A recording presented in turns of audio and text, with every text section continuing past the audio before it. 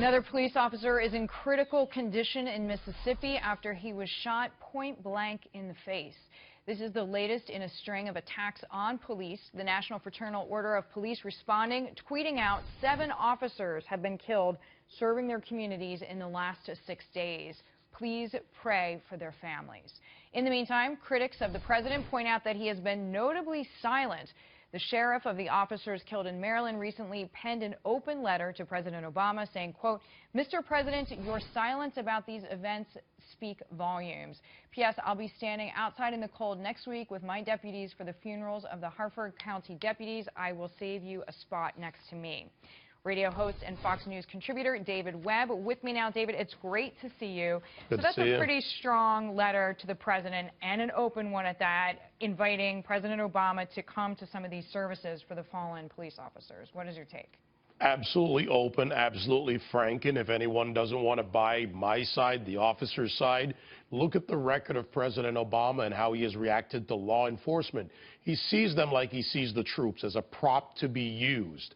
When it's necessary, Henry Louis Gates at Harvard, they acted stupidly, even when he says, I don't have all the facts. When it comes to Ferguson and Al Sharpton and how he deals with that to the Black Lives Matter crowd, realize that President Obama only cares when it comes to serving his agenda.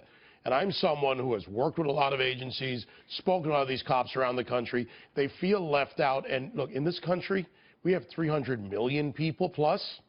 We have 800,000 law enforcement officers in different agencies to protect us. They deserve a lot better, and they are, frankly, they're getting the butt end of it from the president. And you feel like this administration is worse than any other one that you've covered? Yes, because of the lack of a balanced response. Let them speak out when there are issues of blacks wrongfully being murdered by bad police officers, but also speak out about a law enforcement community that is tasked with protecting all of us.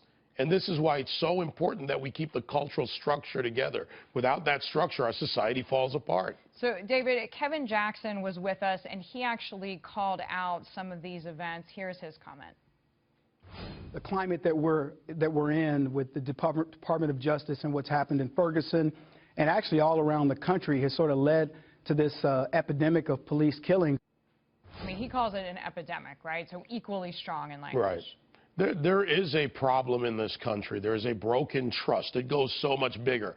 Baltimore, broken trust because Martin O'Malley, in order to be tough on crime, rounded up some 20% of the population walking while black or poor, and then he ran for governor. And that broken trust led to what had happened and played out in large part after the murder of, or after the death, rather, of Freddie Gray. That's not been adjudicated, so let's be clear about that.